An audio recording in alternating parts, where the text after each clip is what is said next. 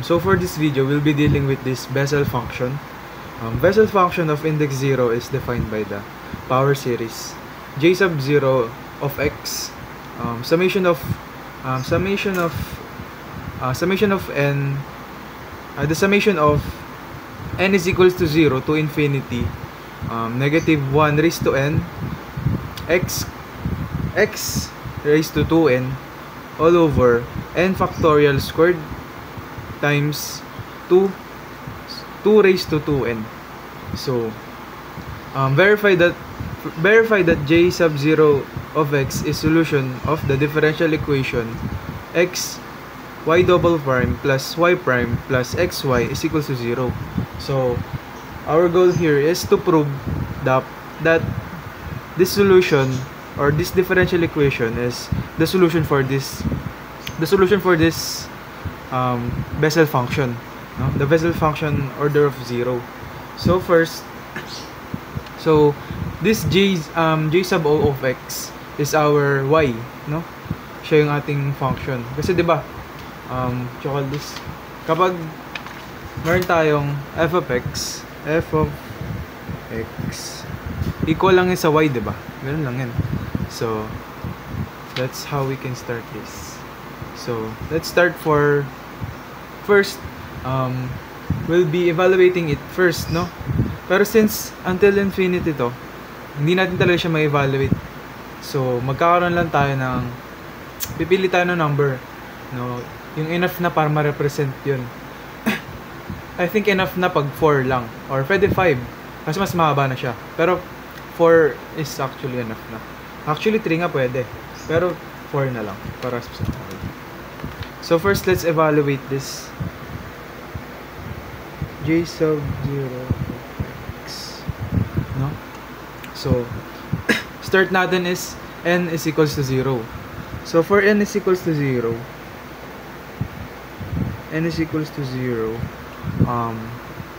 substitute natin yung 0, no? For all values, for all n sa lahat ng n dyan. So definitely magiging ito 1 equals to 0 x2 raised to 0 all over 0 factorial squared times 2 times 0 So therefore, pag in-evaluate natin to, this will give us 1. And then we'll do this until n is equals to 4. So for n is equals to 1, will give us 1 raised to 1 x2 1 all over 1 factorial squared 2 squared sub 1. This will give us pag in-evaluate natin siya, this will give us negative x squared all over 4. Yes, diba? Kasi factorial 1 2 squared 4. So and then after nun, na-evaluate ko na siya until n is equals to 4. So therefore, meron tayong 5 values. So actually 5 nun, nalimutan ko isulat yung n is equals to 2. So we'll have this 4 values, no? For n is equals to 0, n is equals to 1, n is equals to 2, and then for 3 and for 4. So after nyan, pwede natin i-rewrite yung ating j sub 0 of x. So magiging ganito yung equation niya. J sub 0 of x equals to first value natin is 1 minus x squared over 4 plus x fourth all over 6 or 64 minus x raised to 6 all over 2306 plus x raised to 8 all over 1, 4, 7, 4, 5, 6 plus, and tatlong dot to represent that it is continuously pa, no? Pero titigil na tayo ganyan kasi hindi na rin naman nag-make sense if hahabaan pa natin. Pero itong 3 dots na to, nagre-represent siya na it is still continuous. So for our next step naman is meron na tayong y natin, no? This is our y. So next natin is y prime. So basically, di-differentiate lang natin to, which magkakaroon tayo ng y prime j sub 0 of x equals, so derivative ng 1, 0, tapos ito is magiging negative 2 over 4x plus 4x over 64 minus, actually raised to 3, sorry, minus 6x raised to 5 over 2306 plus 8x raised to 7 all over 1, 4, 7, 4, 5, 6 plus 3 dots ulit, don't forget, and then ang ating y double prime. So di-differentiate lang uli natin to. Actually before that, simplify muna natin tong y prime natin. Ito ay magiging negative 1/2 x plus, ito ay magiging 1 over 16 x cube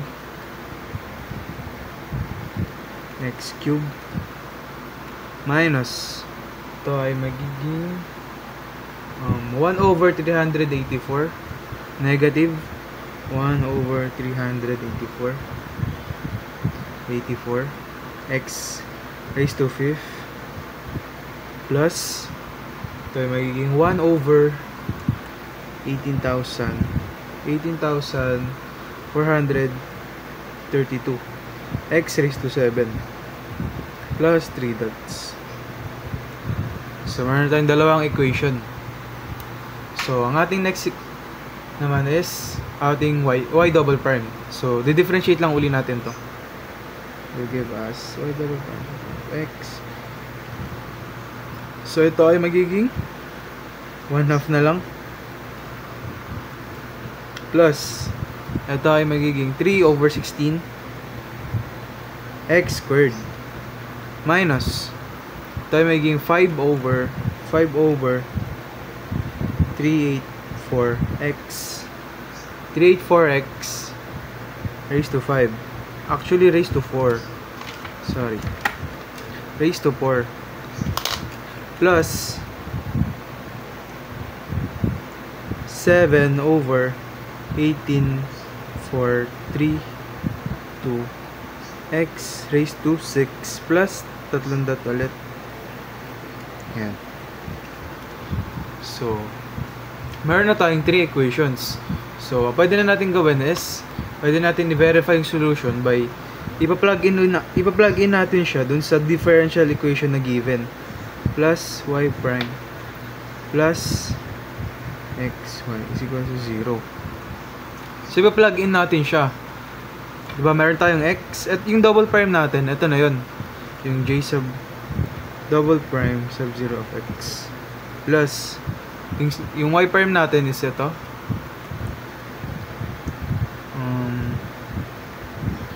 j sub 0 of x plus x, yung ating y which is yung j sub 0 of x equals to 0. So ilalagay na lang natin yung mga given natin, which is mahaba. So lipat lang ako ng page.